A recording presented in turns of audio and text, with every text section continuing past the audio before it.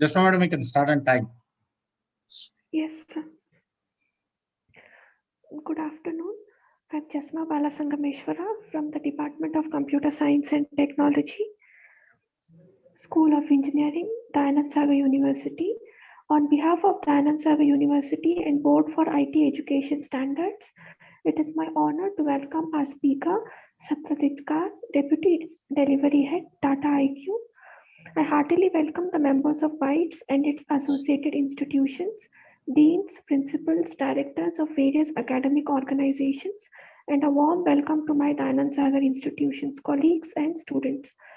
Satyajit sir has about 14 years of experience in data science, distributed over delivering solutions in the credit risk analytics and strategy space, catered to banks and financial institutions across the globe, and in the manufacturing industry, steel, power, automobile within the Tata Group. Sir joined Tata IQ 5 years ago, and since then, Sir has had the opportunity to lead and deliver projects in spaces ranging from leveraging advanced machine learning techniques for predicting imminent equipment failure using real-time sensor data, employing advanced time series forecasting techniques for commodity price forecasting, usage of optimization techniques in supply chain logistics and energy management, or developing an entire automated cognitive procurement system. Previously, Sir was a credit risk analytics for FICO India for 8 years plus. Sir has a master's and bachelor of science in mathematics and computing from IIT Kharagpur. The lecture abstract, Emergence and Evolution of Analytics from the Lens of a Data Scientist. This lecture comprises of answering the following questions. What is data analytics in a nutshell, and why does it play such a pivotal role? How the analytics world has evolved from statistical models to AI ML models, theory versus applications, myth versus reality, what the future has in store, a few interesting use cases to demonstrate different kinds of analytical problems and its business applications. Sir, we are so glad that you accepted our invitation and gave us your precious time. I now request Satyajit sir to please begin the session. Over to you, sir. Thank you very much. Really, it is a great honor to be able to share a session, have a discussion at Bytes. So thank you so very much for this invitation. I really feel honored. I started my career as a data scientist, as or an analyst, as we were called a few years earlier, but now more of a data scientist is the word that is most commonly used. So I became a data scientist just after graduating from college, and that's when the journey started. It's been, as I said, as just was mentioned, around 14 years. And it has been a pretty interesting journey because I've been, I think, quite fortunate to have seen the previous phase. I don't think the previous phase, but the transforming phase of analytics over all these years. And I think that's quite an interesting place to be, quite an interesting journey. So I wouldn't talk too much about about the different forms of data analytics. What are the different kinds of algorithms that are there? I do not aim to go very deep into that space. I would rather want to share my story as how this evolution and emergence of analytics all began. First, I graduated from college. What was my perspective of analytics at that point in time? And then how it has changed and evolved over the last few years to where we are sort of headed now. Okay, so with that, I'll start this discussion, this story sharing with all of you. And yeah. So it all started with probability and statistics, right? I mean, whatever we know about data analytics, I think we have that understanding that there is a close relationship with probability and statistics, whatever we do in data science, data analytics. I think that relationship has sort of reduced over the past few years. Why I am telling that, I will talk to you about that. But some of these, let me start with sharing some of the more interesting counterintuitive examples in probability and statistics, which makes it a subject which is worth always going. Obviously, both of these are very interesting subjects. Yeah. So let's look at this first problem, right? How many people should be in a room so that the probability of at least two people sharing the same birthday is at least as high as the probability of getting heads in a toss of an unbiased coin? So basically, what is that number, that magic number, that if there are so many people in the room, there is a probability of greater than equal to zero point 0.5 of two people having sharing the same birthday. So there are 365 days in a year, and based on that, obviously, if I said what is the probability 1, then anybody would say that 366 or 367. I mean, based on whether it's a leap year or not, accordingly, the answer would be at least you have to have 366 people, right? So that at two people, I mean, you are 100% confident you can say that the probability is 1 that two people share the same birthday. But what if you reduce that probability to 0.5? The number of people is 23. And for 99.9% probability, 0.99 probability, the number is 70, right? So 23, 70, these are much smaller numbers than 365. So it makes very interesting as to how could that be. But if one would start solving the probability problem, then one might be able to understand why that is happening. Another such example, let me share. So this is something which is quite commonly used in today's scenario with COVID-19 upon us. So this problem is something which is very common that we start in most of the probability classes when the concepts of true positives, false negatives, the confusion matrix, etc. are taught. Right. A lot of you might be able to relate to this problem as well. So 0.5% of the total population out of a population of 10 million is supposed to be affected by a strange disease. A test has been developed for the disease, and it has a truth ratio of 99%. That is, it's true 99% of the times. A random person from the population is selected and is found to be tested positive for that disease. What is the real probability of that person suffering from the strange disease? So, I mean, that particular test has a 99% effective rate, a truth ratio. But given that 0.5% of the total population only gets affected out of a total of 10 million, actually, even if somebody tests positive, the real probability, taking away, I mean, basically making use of the conditional probability becomes 33%. Right. From 99%, it just becomes 1/3 of that for this number. I won't go into the details of how that is calculated. The first is called the birthday problem. The second is a very common problem that is used in probability. So one could always go and check how to calculate this number and verify if what I'm claiming is true. But see, these are certain very counterintuitive examples that that always makes me, I mean, sort of attracts my interest towards probability in the first place. Similar examples, let me give a couple of examples on statistics as well. So as was recently mentioned, I was in the credit risk analytics business for quite nearly a decade of my career towards the beginning. And there we used to build scorecard models, basically whom should be given a loan, whom should be given a credit card. These are certain decisions that banks and financial institutions have to take all the time.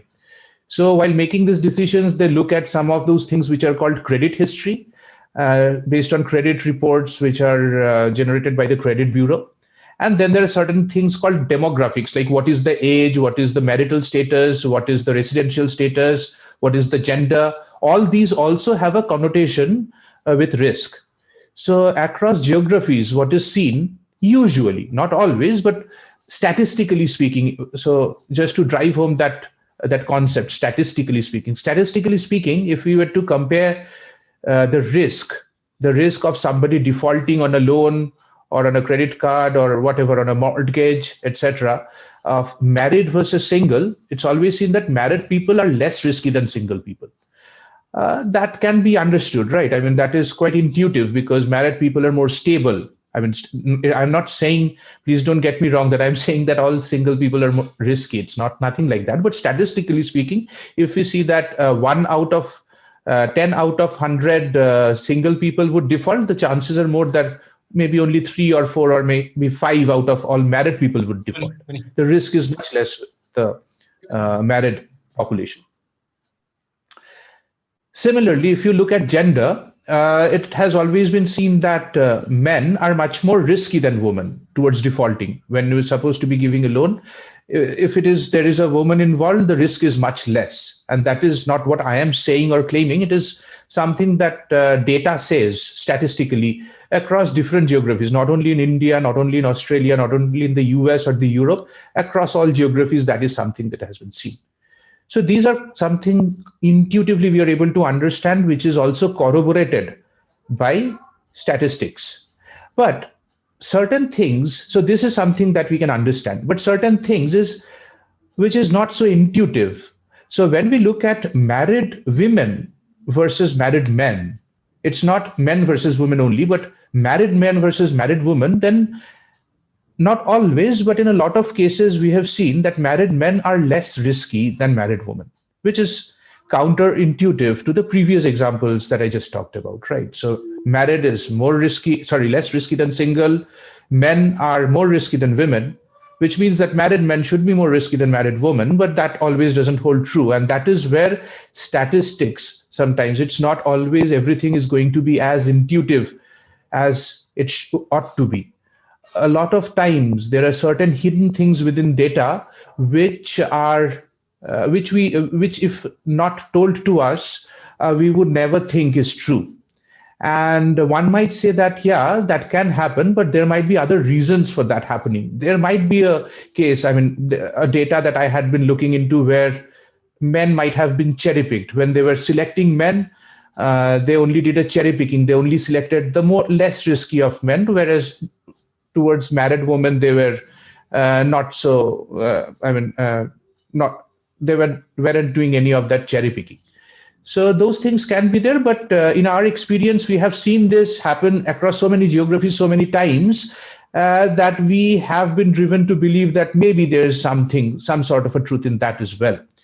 But long story short, I'm not going to get into a debate over here. My point is that there are certain things within data which is not very intuitive, which our human brain is not able to comprehend so very easily. And that is the reason it makes a nice journey for data analytics. That is where it all sort of maybe started. So moving on, what is data analytics, right?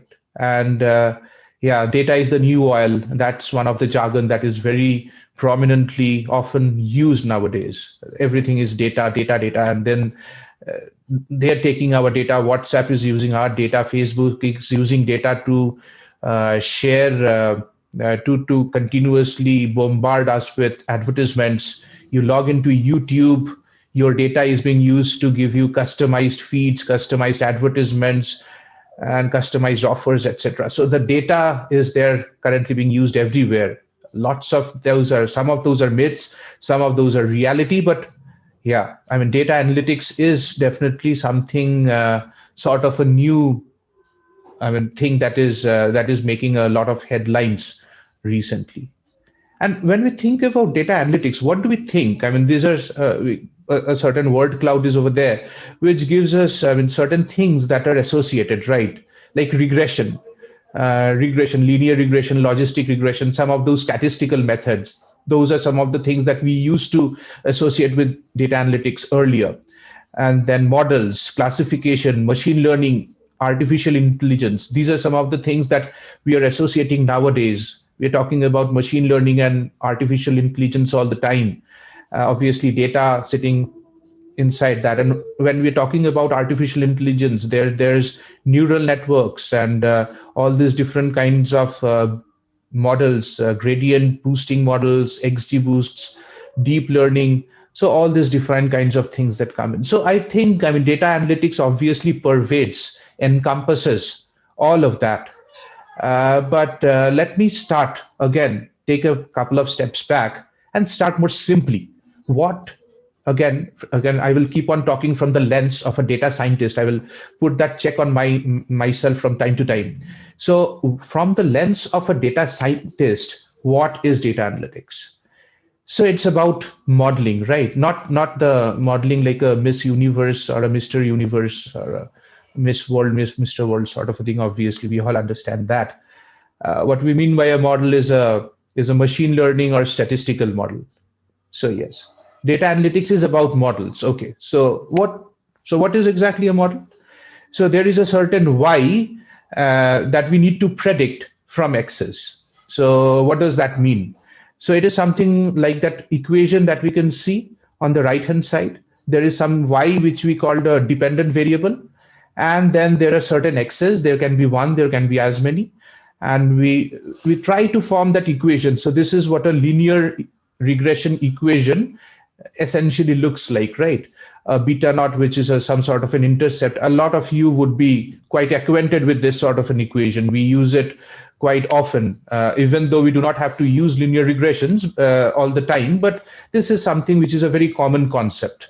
A y, and basically we try to, so x's are all those independent variables. So this is like saying, can I predict what the temperature is going to be based on precipitation? So if precipitation is my x variable, I try to predict y, which is my temperature based on precipitation.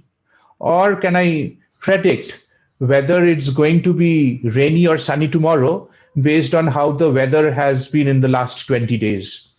Or maybe what is the GDP going to be next year based on all the government budgets and plans and how the country has been manufacturing and all the consumer and wholesale price indices based on all that? Can I predict the GDP for the coming year?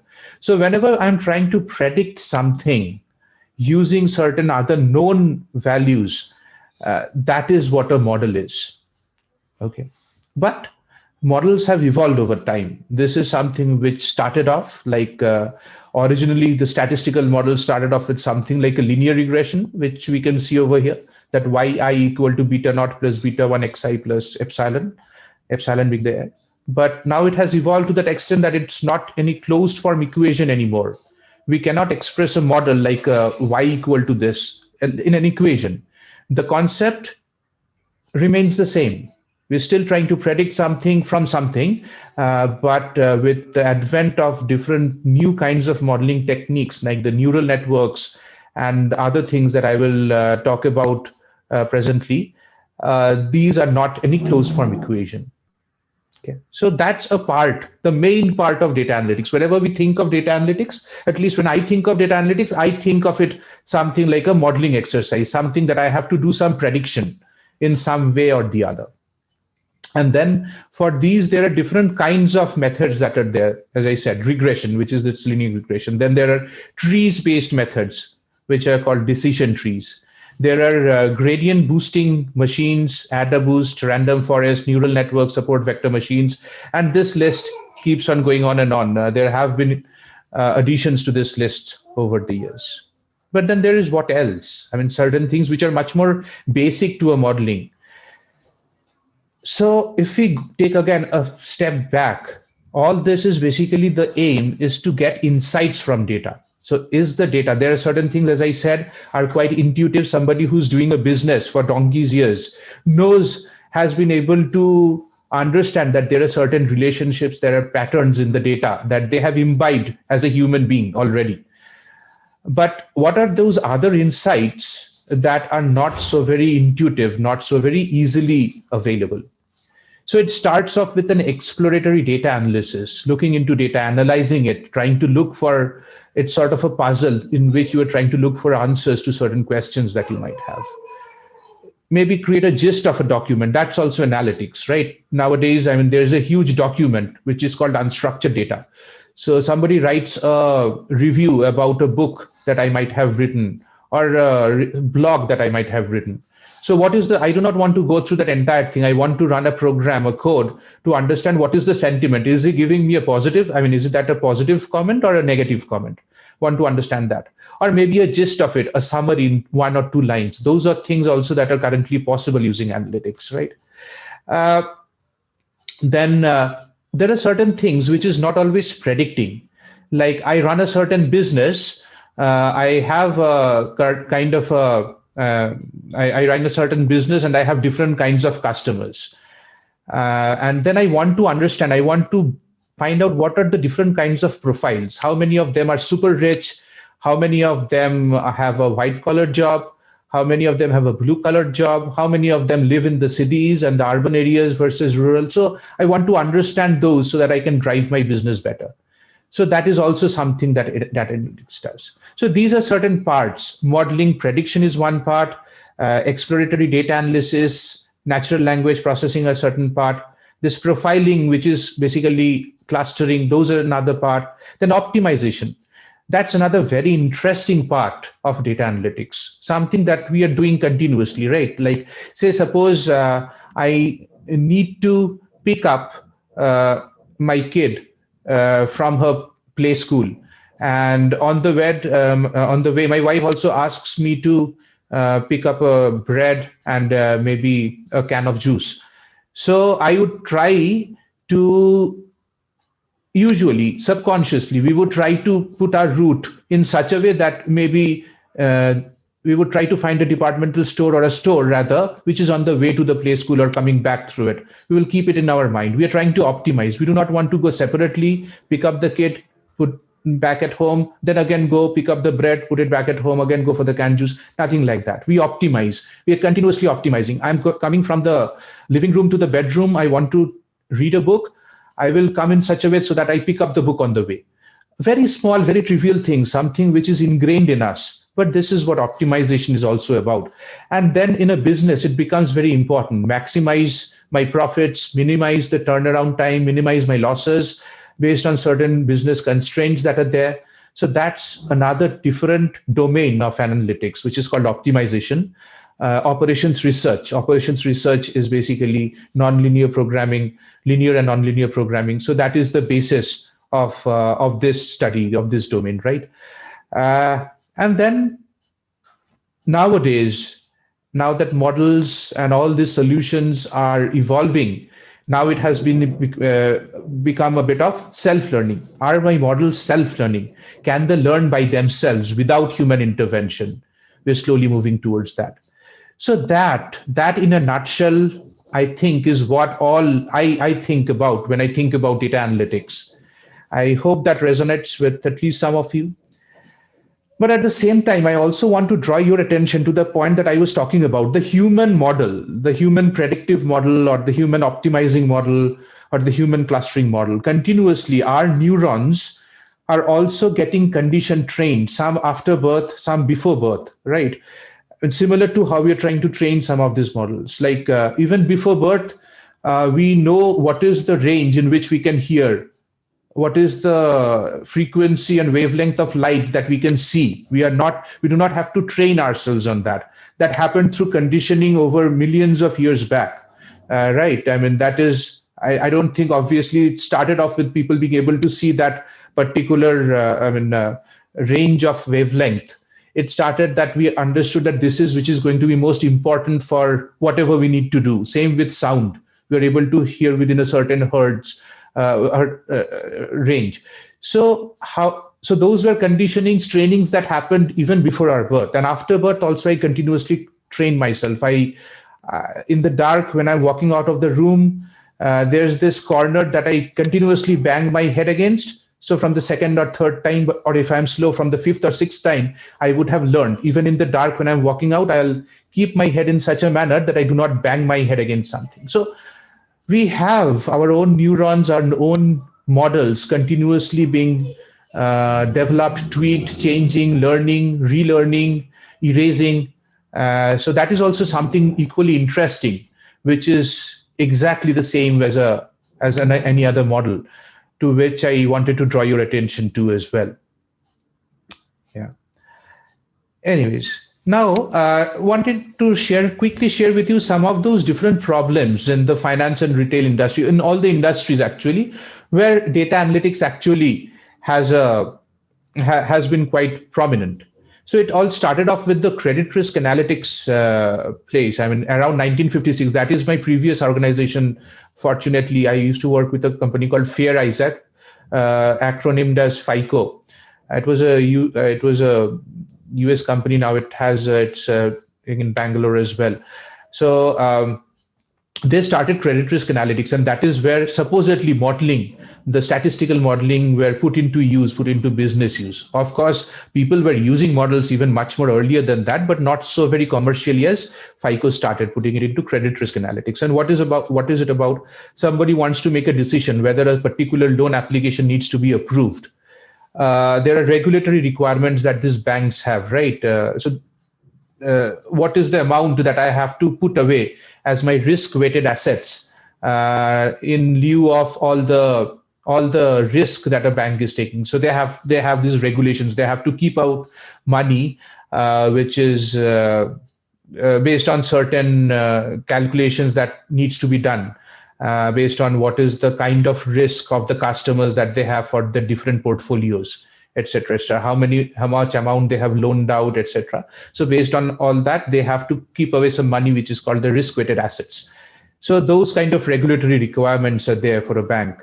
Then again, similarly, credit cards. What is the kind of a limit that I should assign to a particular person so that I can maximize the revenue out of that person?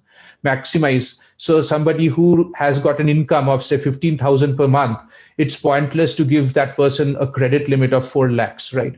Or on the other hand, somebody who earns maybe quite high, for that sort of a person, higher credit limits might make sense, because you're investing money, you're blocking that sort of an amount, etc. So how do you do that in the most optimal way? So the banking industry, it all started off there. It's where analytics has been there for quite a while now, nearly 70 years, and where things are pretty much set. It's also there in the also in other spaces, like in the retail space, trying to come up with demand forecasting. That is something that is so much required for their inventory management, for a lot of other things as well. I mean, what is the kind of manufacturing that they have to do? Price forecasting. This is something which a lot of retail as well as manufacturing industries have to do. What is the price that maybe a particular commodity is going to have over the next 3 months or 6 months, so that I can plan my buying or selling strategy accordingly. I know when to hold, when to buy. So basically predicting stock prices. And it is very similar to playing God. But yeah, what is the kind of accuracy if I'm able to do with some sort of an accuracy to certain amounts of limit, certain ranges of limit, then it becomes very interesting. Very interesting places these are. Then also again in the retail industry, discount sale, we've continuously been bombarded with these nowadays, right?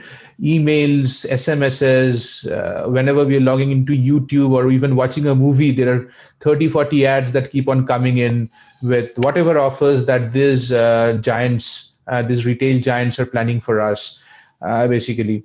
So how to plan them, how to make the best strategy, what is the kind of advertisement, what is the kind of sale, what is for what kind of an item would provide you with the perfect nudge that is going to have a highest probability that you might buy that thing. Inventory management, how to do that in the best manner possible so that one can avoid overstock or understock. Both of them are problems for manufacturing or retail companies, right? Digital marketing with all the social media channels coming in, how that can be done. So Google AdWords is this fantastic place which looks into a lot of these places, kind of looks into all our data on a continuous basis and decides what is the best time to bombard you with a certain kind of an ad, which is the kind of ad, what is the probability with which you are going to click that, what is the probability that you might respond favorably to that. So those are all in the finance and the retail industry. Then moving over to manufacturing. So here, analytics is much more recent. Unlike finance and retail, where analytics has been there for quite some time, in the industrial, in the manufacturing space, these are very prominent places. So analytics had been used in the airlines industry for looking at flights from quite some time. But then there were only specific ways that it was being used, not as much as it is currently being used. Logistics, inbound and outbound logistics, optimizing that, supply chain logistics and all that. So analytics has a huge hand over there. Now, with all the kind of sensors that are currently being embedded in the equipments, are we able to predict whether a particular equipment is going to fail in the imminent future? That's another problem that continuously plagues manufacturing industries, and that is where analytics, they want analytics to play a role. Is it able to do that? Well, there are mixed results. I mean, based on some of our experience that we had with some of the clients. So I work in a Tata Group company, is mentioned Tata IQ, which is sort of an analytics firm for Tata. We cater only to Tata. So we have all these different kinds of manufacturing industries where we have worked with, and we can see that these are much more novel, much more newer problem. Not the problems are not new, but data analytics being applied to here is new, and that is the reason the kind of success that we have. We do not have any existing literature where we can just read up on a couple of papers that we read up on and then implement that. A lot of brainstorming is needed over here. A lot of research is required over here. A lot of amalgamation of both data analytics as well as business expertise, marrying both of that for a nice solution. So all these are very important. Similarly, for identifying the product quality, telematics-based prognostics. Telematics are devices which are used in vehicles nowadays. So there are these small chips that are they're embedded in your vehicle to be able to monitor and exchange data in real time, every minute or every 2 minutes. And based on that, is it possible to use that data and warn a person who's driving a car that, see, your battery might fail anytime. It's better that you get that changed. It seems that your engine, there's some fluctuation, some aberration, some anomalies in your engine behavior, vibration. Please get it checked at the next station. So those kind of warnings are currently becoming reality. Those are things that people, while they're driving on a long drive, they're getting such SMSs so that they can preempt any such problems going forward.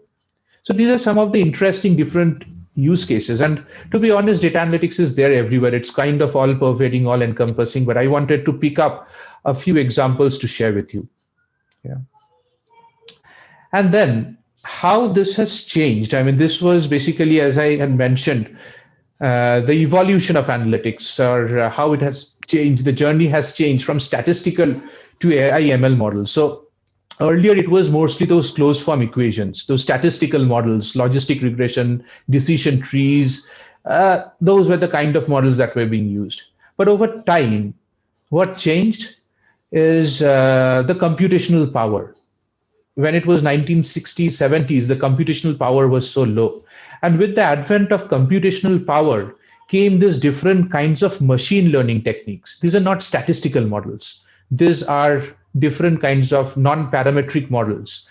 The statistical models had been developed on pen and paper. Somebody proved something. Somebody worked on a certain assumption, on a certain conjecture for a long time, and then proved it. And then they saw that, okay, this is by maximizing my likelihood or minimizing the ordinary list squares, I can get a closed form equation for my linear regression or logistic regression problem. But it's not the same with a neural network or a boosting or bagging model like an adder boost or gradient boosting models. Those are more of the models of recent times. And what these have are also ensembles. So these are models that have been developed by computers. Certain things, people had certain ideas, they tried out, they refined it.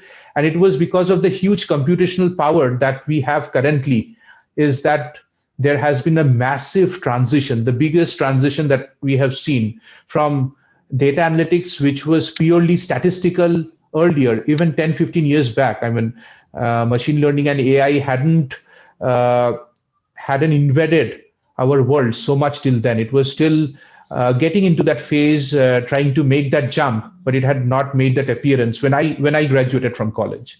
But now, all these kinds of, I mean, just mind you, I mean, if somebody takes a picture of me when I was 2 years old, and then I mean, obviously that wasn't a digital photo, that was a hard copy, takes a scan of that and posts it on the Facebook. Facebook tells me, is that a photo of you? And I'm like, so I am not able to identify myself, but Facebook is able to identify a photo of myself with so much ease. That too, of me when I was 2 years old. And that's really remarkable, right? I mean, and that didn't happen with statistical models. That happened with these kinds of neural network models. Basically, CNN or convolutional neural network models is made a huge jump in the image analytics space. So again, not going into the details of that, I just wanted to bring out something that I have seen. I mean, it used to be very statistical, but it has totally, data analytics has now moved to that place where you do not need a statistical knowledge. You do not need to understand mean median. Well, you do, I think. It would be unfair to say that you, without even knowing mean median mode, one should start going ahead with modeling. And that's the problem as well with a lot of analysts, as I see nowadays, that without any understanding, they start into a problem. They think that it's a sort of a machine that where they push in data from one end, beautiful models, effective, accurate models are going to come out of the other end. No, that doesn't happen actually. That's a myth. That's understanding of the business, understanding the theory to quite a bit is very essential at the same time. And that brings me to the next very interesting topic that I wanted to put forth, which is theory versus application, right? So a lot of times when I was in college and one of the most premier institutes of India, I had a feeling, I mean, I thought I loved maths and statistics, not statistics so much maths before getting into college, but then I didn't find that interest so much. And later on, when I got into work, I mean, what I thought was maybe it could have been better had I had some amount of first-hand experience in doing whilst I was studying. Because at that time, I used to look at it only from an equation point of view. I have to solve y equal to beta naught plus beta 1 x1 plus epsilon.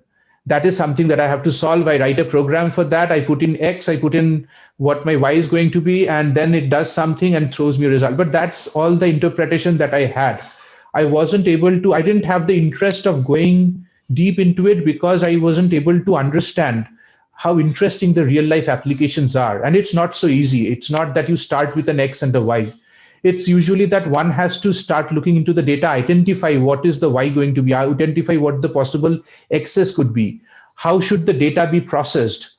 How should I treat missing values? There are so many nuances in the data that one needs to understand and look into and for that a very good understanding of the underlying business is also required. So application, I mean, what I think, and that's my humble understanding over these years, that maybe an amalgamation, a symbiosis of theory and practice, a theory and application is very much required for this to become successful. Obviously theory is very important. Without theory, one cannot go even one step ahead. It all lies. Theory is the foundation, but some amount of application, some amount of practice, some amount of understanding of the business makes it interesting, makes it very practical, and that is where a lot of, I mean, that I think would be maybe the more effective way of learning things, of understanding and playing around with a lot of these kinds of things, in my opinion. Yeah. Anyways, and before I move over to sharing some of the use cases, just a word on the enablers. I mean, we cannot forget them. As I said, what happened over these years that now data analytics has started pervading everything and anything about us. It's that robust, I mean, that architecture, that computational power has suddenly improved, right? And that is why we have smartphones nowadays. I mean, smartphones came up within 2-3 years, right? So a battery, computational power, storage power, etc. Those were the things that made this possible. Obviously, the screens as well, such nice LED, OLED screens, etc. So a robust database, good connectivity, computational power, that is one part of the enabler of data analytics. A big data architecture if required. So now the quantum of data is so huge, it cannot be stored on small servers. To be able to compute things much more effectively, efficiently, one has to go through Hadoop, Sparks, all these kinds of different architectures that are there. So those is another thing which go hand in hand with data analytics, with the evolution of data analytics nowadays. And then along with them, all the different kind of software that we need. So again, SAS used to be the most prolific software when I came into this industry, and one needed a SAS license to develop models, etc., which were quite pricey at the time. But then now everything is open source, right? Python and R. These are the two most commonly used programming languages that are used for. Sorry? I guess SRI and IBS, but I'm able to unlock. Sorry. Uh, I'm sorry, I wasn't able to follow. What did you just say? 1 second. But whatever I've logged in, I'm able to, but I have not logged in to. So anyway, so what I was trying to say is that Python R, these are those open source programming languages that are available to us. Then there is Tableau, which is for visualization. One must remember that equally important is visualization, right? To be able to understand, to be able to see the results in its correct format, visualization is also very important. So those are some of the enablers that I wanted to just have a word about, or otherwise it would be unjust to end the discussion. And then I have a few case studies, as I was saying, to share with you. So this is about something called an idle freight. Yeah. So this is something that we did. Sorry. So what was the problem? So this is about optimally being able to load trucks. So say there is a truckload, which is of actual truckload capacity is 19 tons. And then the truck has been loaded, minimum tonnage is there, which is called 15 tons. What is that minimum tonnage?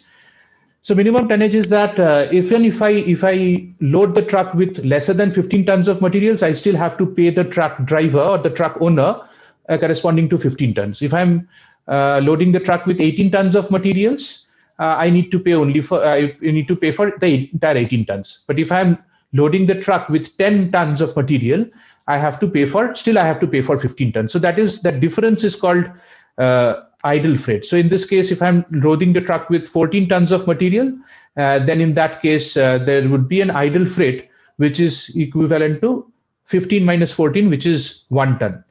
So basically, this is for a particular section of a huge manufacturing giant, and their problem was that their idle freight, I mean, they were not being able to load their trucks in their most optimal manner, and that is the reason their trucks were being underutilized. And they were sending so many trucks on a daily basis that there were different kinds of trucks that were available. There were different kinds of materials that needed to be loaded into these trucks. So it was not humanly possible for them to be able to look into all the different kinds of permutation and combinations to identify what would be the best foot forward. Yeah. And that is where we stepped in. We understood that these were the different. So this is an optimization problem, different tons, types of trucks. There is a mapping, and that is where we applied a knapsack problem. So what is a knapsack problem? Let me quickly give you an idea as to what a knapsack problem is, how we use that to solve this particular problem. So, sorry, having this.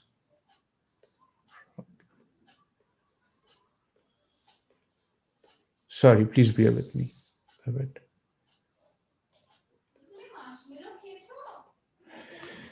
So there's a thief. So the knapsack problem goes like this. A lot of you might already be aware of that. A thief enters a place carrying a knapsack which can carry only 10 kg. So he understands that these are the different valuables that are there of different weights and different values. So to optimize his steal, what should be the items that he should pick? So if he were a greedy thief, he would go with the one which is the highest value, as well as which is the 95,000 jewelry we can see in the leftmost corner. But that weighs 9 kg. So once he fills his knapsack with that, then he's left with nothing else because there is nothing of 1 kg that he can go. So the entire value that he would be able to steal is 95. Whether if he went for something like an optimization, then he would pick up the 5 kg, the 3 kg, and the 2 kg, which would give him a much more higher end total value and would also fit into his knapsack, right? So this is only when there are 5 different cases. But what if the permutation combination is much higher? How do you solve that problem? So that is where the variant of this problem becomes helpful. And the application of knapsack problem is in a lot of different kinds of spaces, sorry. So like this, where we can see that for production planning, I mean, if we have certain raw materials that need to be put into certain machines and we have to minimize the turnaround time in a certain manner, how do we plan for the production? We can use knapsack problem for that. We have used knapsack problem in the stock cutting problem, which is quite a common problem. So it goes like this, that you have a master paper roll of paper, and then there are different orders that come in, like from different customers. Now, how do you cut your master paper based on these different orders that are there so that you are able to minimize your wastage? And then obviously the problem that we were just talking about, how do you load your trucks so that okay, then there is asset selection and truck loading. So asset selection is about how do you load your trucks in the most effective manner possible, so that the wastage, I mean the volume, you are able to utilize the entire volume best so that you can reduce your idle freight, as we were talking about. How do you do your asset selection in the most optimal manner so that you can, based on a fixed amount of assets that you have, you want to invest it in different places. So you know that the returns on these different places are very different. There are returns like an LIC offers, and then there are returns like which a mutual fund offers, and then there are other SIPs and all those different kinds of bonds that are there. So different amounts of risk, different levels of revenue. How do you want to hedge your investment in the most optimal way? That also can be done with this knapsack problem. So very interesting use case was what we thought, and that is the reason I thought that it might be interesting to share. So that is one use case that I wanted to share with all of you. The other one is a forecasting problem. So this is about a price forecasting for thermal coal. The problem was that, I mean, the client so they were buying all these different grades or qualities of thermal coal from different parts of the world. Like API2 from Europe, API4, and all these different names. And the problem was that with all this, I mean, the quantum is like, the quantity is like billions of USD worth of coal is bought in an annual, in 1 year. So you can understand the amount of investment that goes in. And accordingly, becomes then very important. The most important thing is when to buy and at what price to buy. This becomes the two most important things that somebody needs to decide about when they're making this decision. There are certain times short-term problems like distressed buying. There is a ship full of coal that was somehow unable to sell their coal, so it's lying in a nearby port. So based on the prices that they're offering, is it a good buy? Is it going to be a good buy? Or should I buy? Should I not buy? So that is sometimes the kind of decision that they have to take. And then obviously long-term buying. So based on the plan that I have for the whole year, what's the right time to purchase, right? So if you can look into this graph, obviously it's quite easy to say that the times when the prices are at their lowest, that's the best time to buy.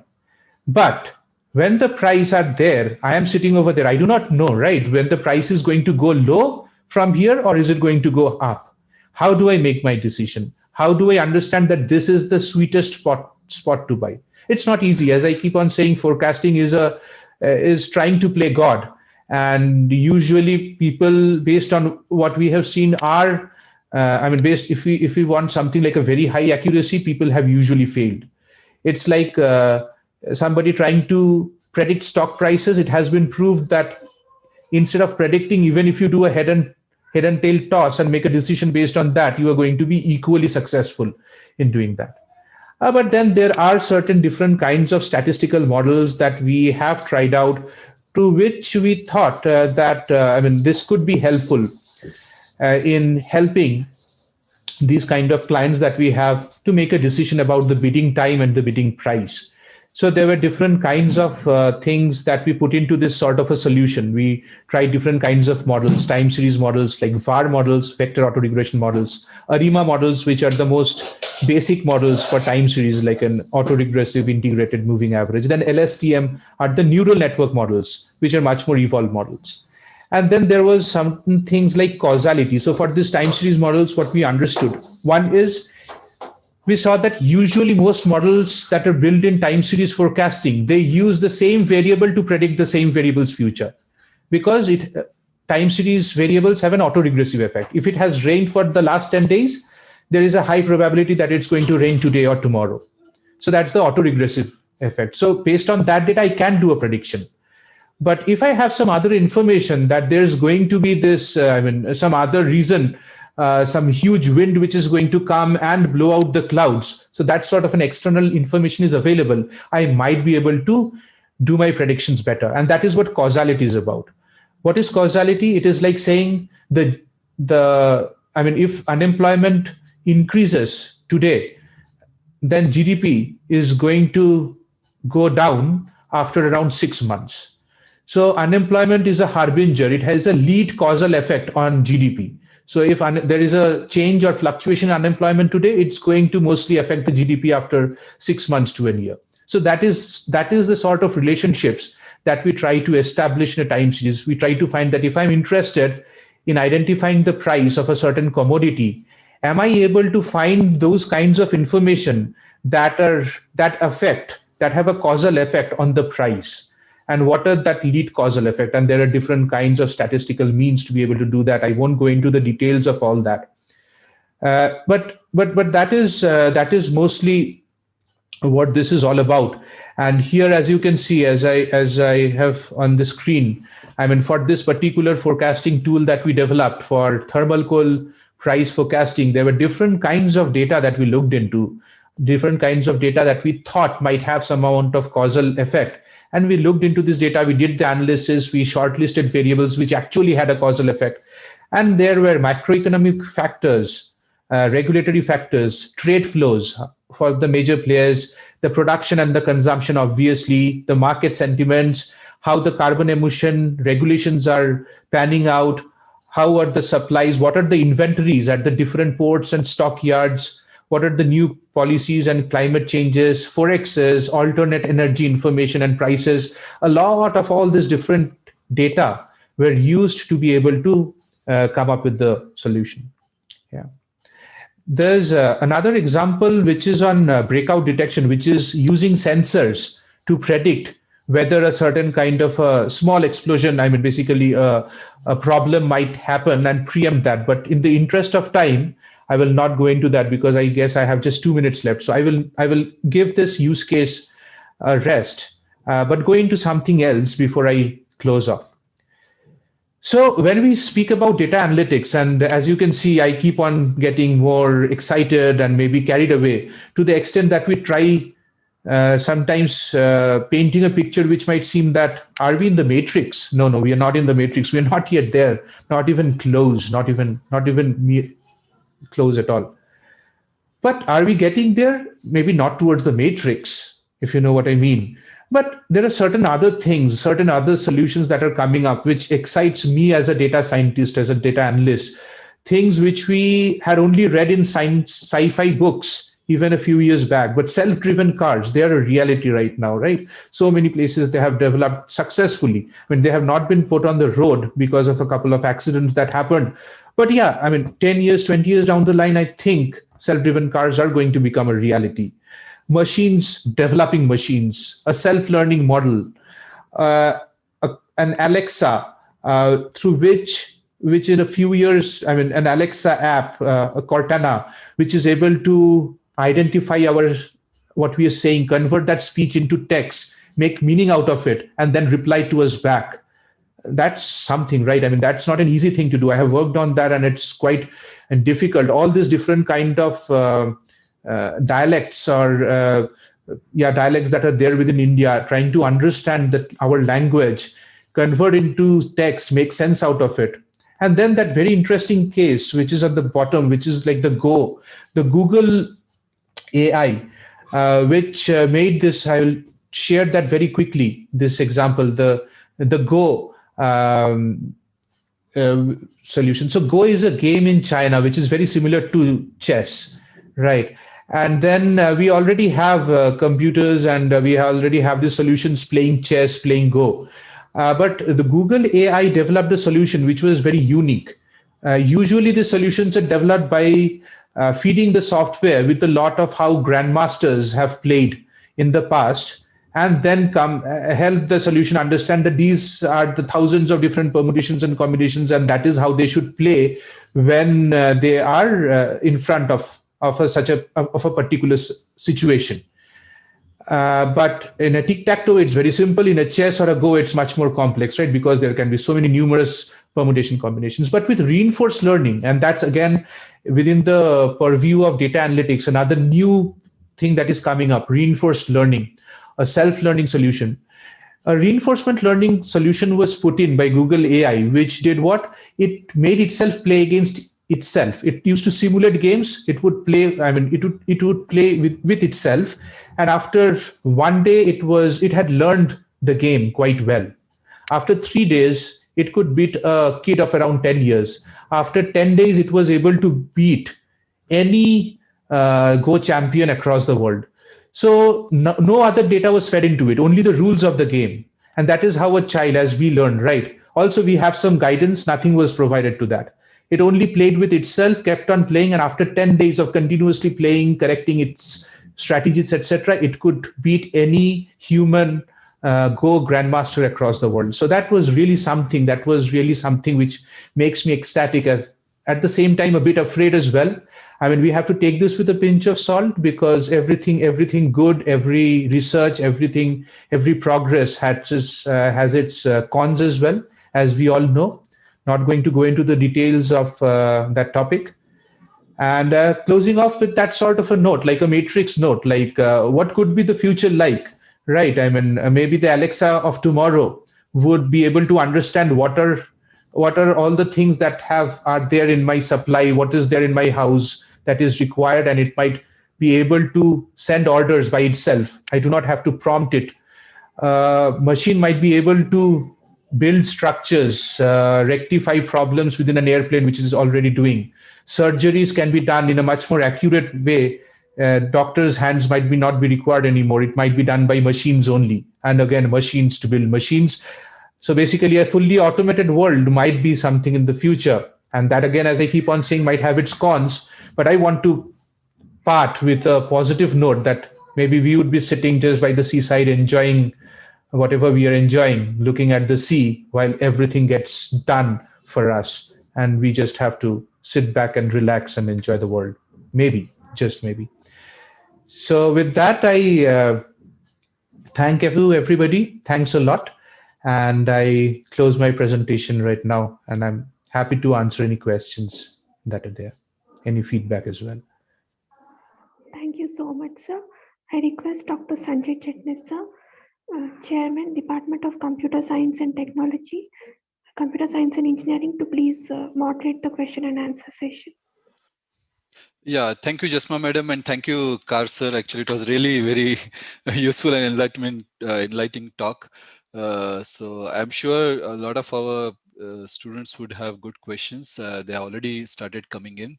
So first question is from our Dean sir, Dr. Srinivas. So could you please let us know the current state of art in natural language processing applications in machine learning? Sure. I mean, this is another space where there has been huge amount of work. I mean, currently natural language processing, NLP and NLG, natural language generation, is used to even write poetry and write books. And it is very difficult to be able to segregate. I mean, something that an NLG is able to churn out. It would give me something which is a poetry by William Wordsworth, or some sort of a prose by William Shakespeare, and for a layman, it might be very difficult to discriminate. So that is the quality. But yes, I mean, certain use cases that we are using, like trying to summarize information, trying to understand sentiment.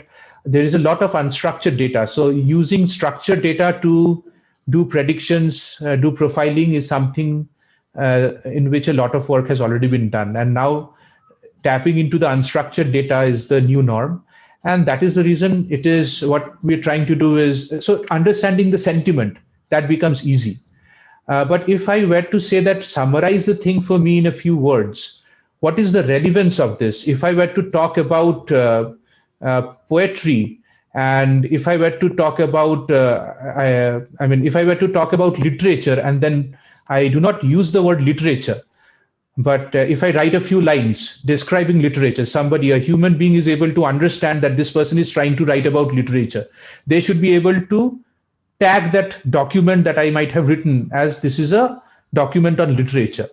But is it still possible for an NLP to do that? Yes, it should be. There are algorithms that make it possible, trying to understand relevance, etc. But that is where a lot of work is going on. I mean, results are mixed, things are mixed, but through its applications, it's like one is understanding sentiments, one is understanding, simplifying, summarizing something. It is not always possible to read through thousands of lines to sometimes, I mean, right now, because we are all always so very busy, maybe looking at our smartphones, but still we are so busy that we do not want to read so many pages. We want everything to be precise, to be summarized, something like a Wikipedia all the time.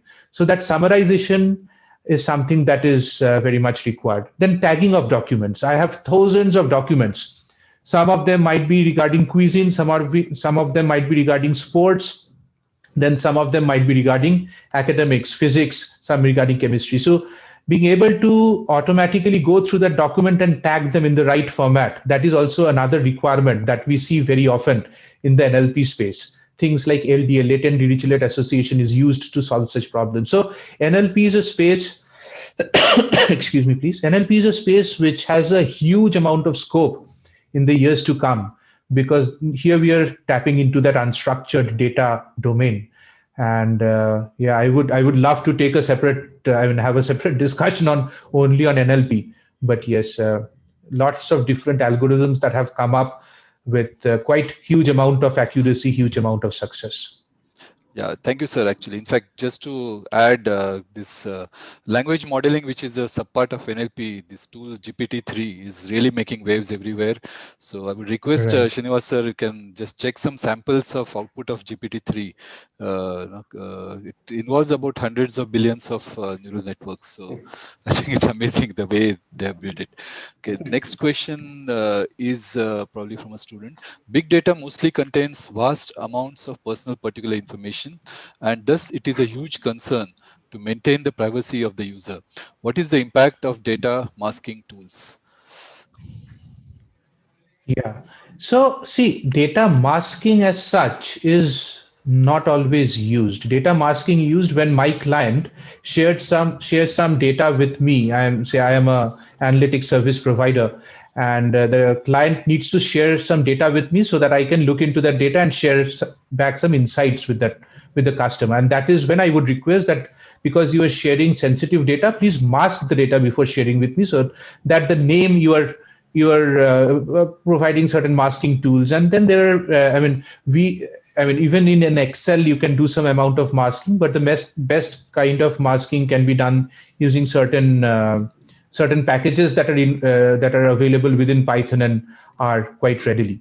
You can always do a Google search and find the best masking packages. But yes, I mean, masking is not usually used in such cases. What the Facebooks and the WhatsApp, what they claim is that they're not using my personal data to do something. They're using aggregated forms of data.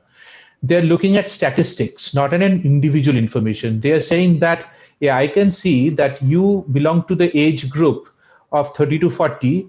And based on my data, I can see that the 30 to 40-year-olds are quite interested in sports channels. So that is the reason I am recommending my customer, which is Airtel, to maybe send you SMSs, etc., on whether you want to subscribe with the sports channel.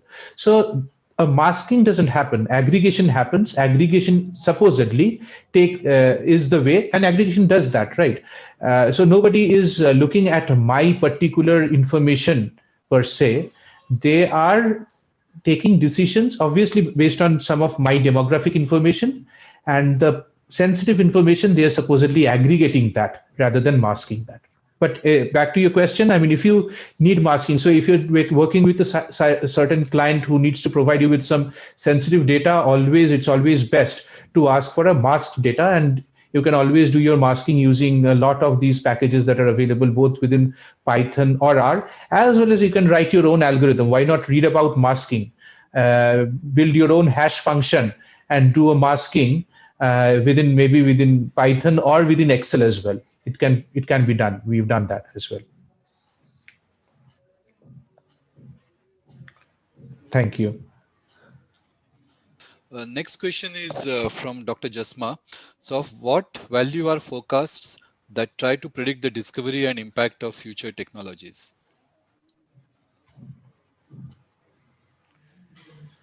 Well, I think that's a very subjective question, and I do not know whether I would be able to do justice in answering that.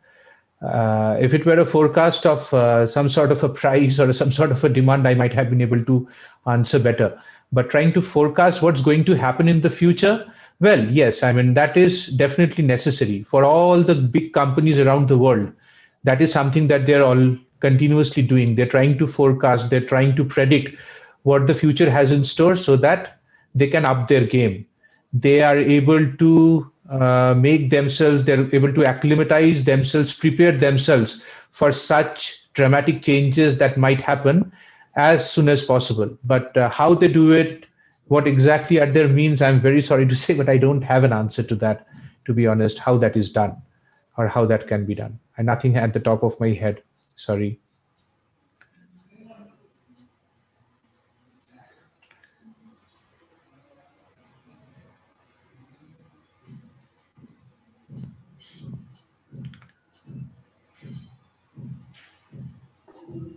Are there any other questions? Sanjay sir, are you there? Sorry, it was on mute actually. Sorry. Yeah. So next question is on Arcel. So it says, thank you for informative session.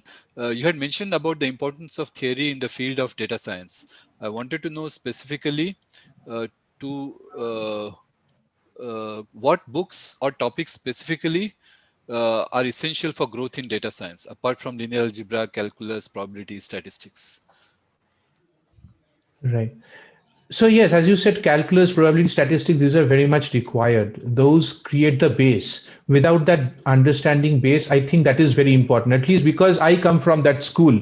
And a lot of the youngsters, analysts who come in, I have seen that they do not care about statistics because it is not necessary to do statistical checks on the current kinds of models, the AI ML models of today.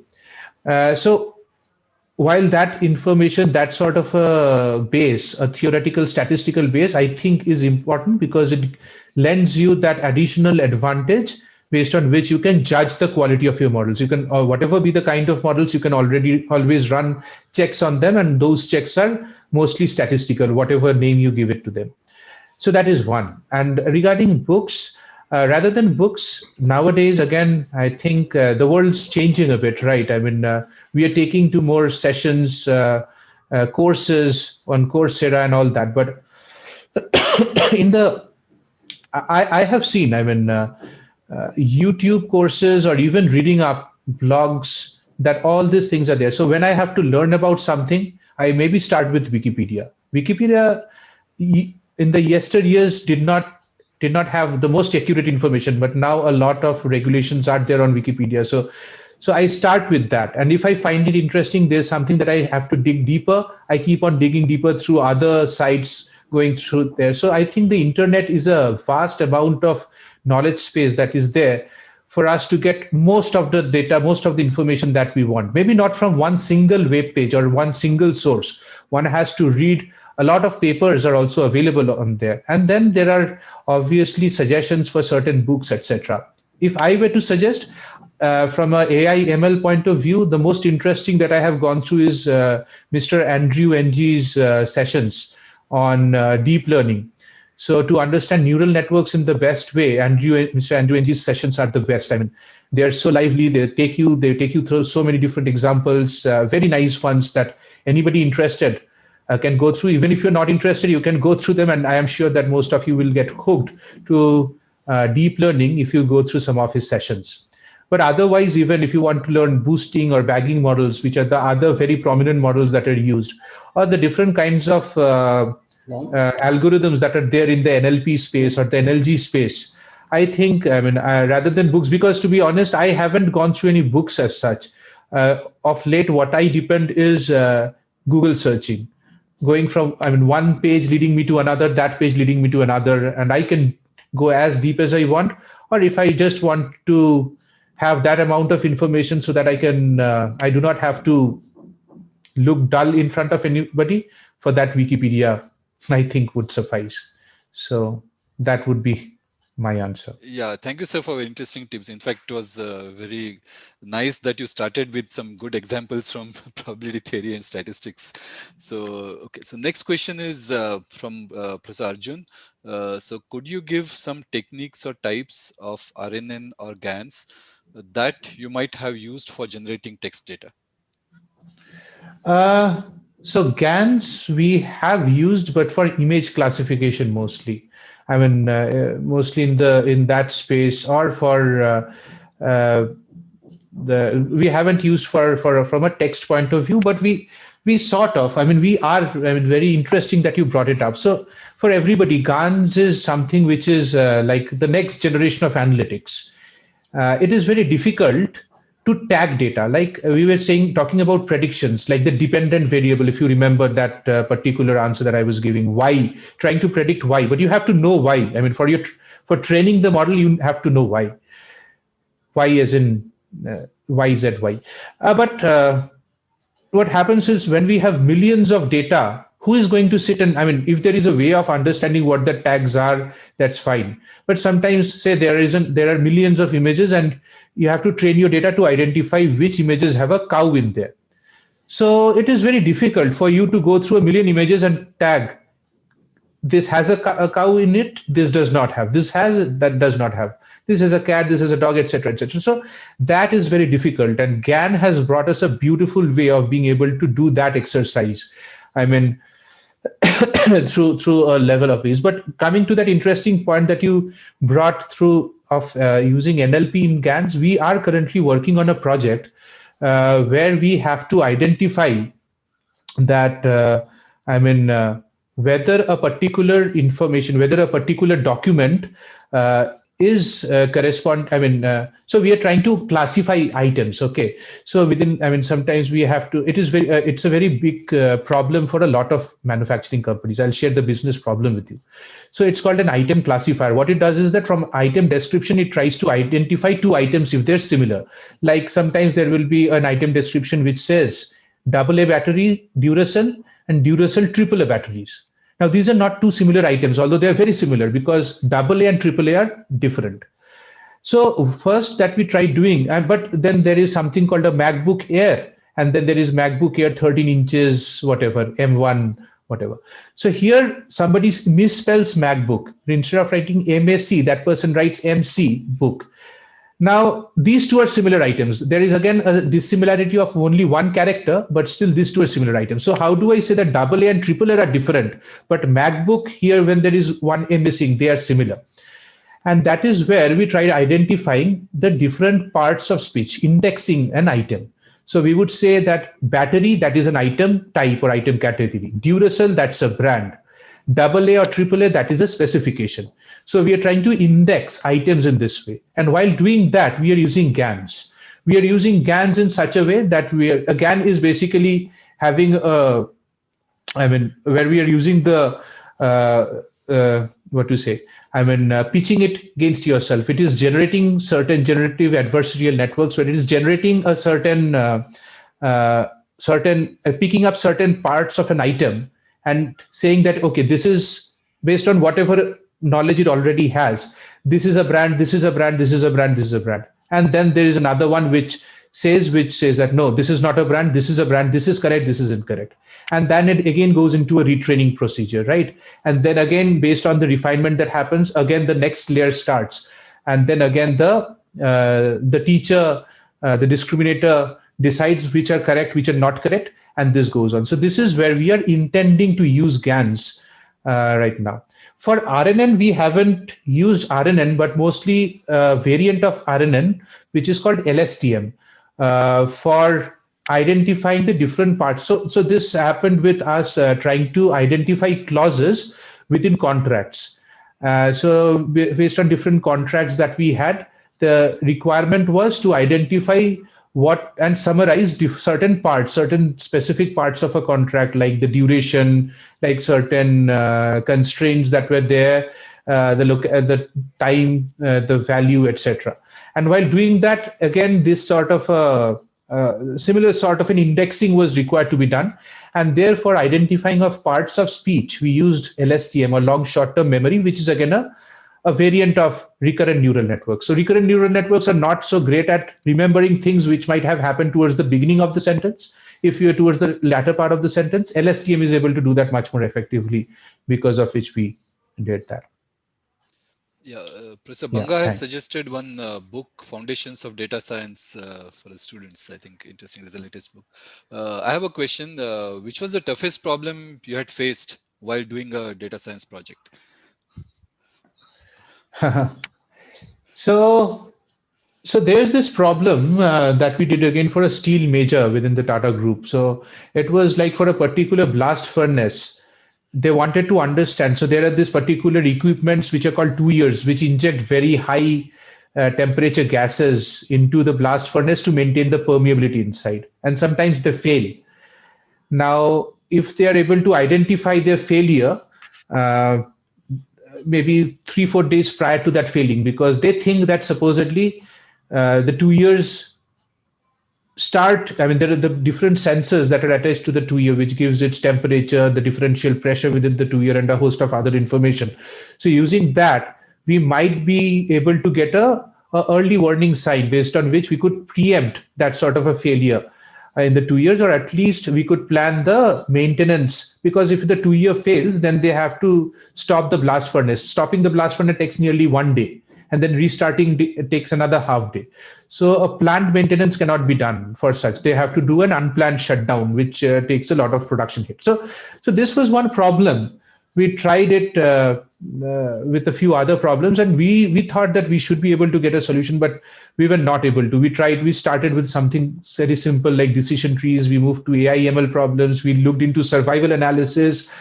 We are still trying to solve that problem, and it's been like 3-4 years, but somehow there's a part of us which doesn't want to give up. We have told the client that, yeah, this is something that we are not able to do, but at the same time, what we have been trying to do is that within our accelerator, I mean, we internally, whenever we have an intern or even somebody has some amount of bandwidth, we ask that person, explain to him or her that problem, and say that, can you take a look? Can you see what are the ways that we can solve this problem? So that is what we have been trying to do. Incidentally, they found a solution to that, which was a much more mechanical solution. It was not a data-driven solution, but something which was much more mechanical. Basically, they didn't find a way of predicting that, but they were able to reduce the frequency with which their 2 years were failing.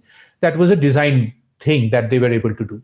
So the important point here is that it's not always data analytics. The amount of business expertise, the application, the understanding of the business problem, if all of them are, it's a symbiosis that happens. If all of them are put together to solve the problem, that is what we have seen is able to take care of problems in the most effective manner, rather than think that, okay, we have the data and blindly go. And that is what we have seen happens a lot of times. People will get the data and they think that we have everything we require, and then they will think that, okay, let me push this data into a Python model, into a neural network, and then I expect gold to come out of it. It never ever is the case. Yeah. Yeah, got it. Thank you very much, sir, for very insightful kind of inputs. Yeah, so I think that brings to the end of the questions. So I'll hand over to Jasma Madam and Dean sir. Thank you. Thank you, sir. I Thank you. request Dean, sir, of School of Engineering to please propose the vote of thanks. Yeah, thank you, Dr. Jesma.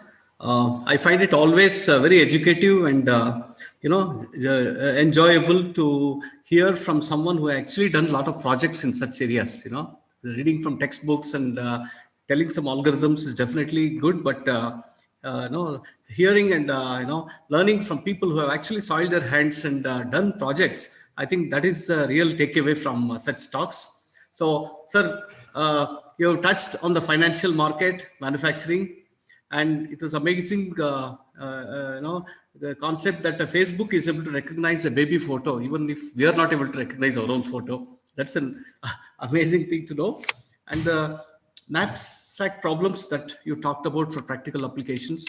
I'm sure with all this, our students have developed a lot of good ideas about starting new projects, which was one of the main intents of such distinguished guest lectures. And we are very indebted to you for the time that you have taken to address us. And we carry a lot of good memories and also ideas to take it forward towards generating some projects for our students and also for the faculty. So thank you, sir. Thank you so much for your time. Thank you, sir. Thank you so very much. It was really an honor. So really an honor and pleasure. Prasamurthy. Yes. Prasamurthy, Chairman of Bytes, we end this with a request for one more lecture at a later date. Sure. I would be very happy and honored to do that. Sure. I think we'll be happy to host you at the earliest. Sure. Please give us your time, then immediately we'll host it. Absolutely. It will be an honor for me. And sir, thank you. Thank you so very much. Yeah. Thank you, sir. Hope to see you very soon. Thank you so much. Sure. Thank you. Thank you very much. Thanks, Arvind, sir. Thank you so much. Thanks, everybody.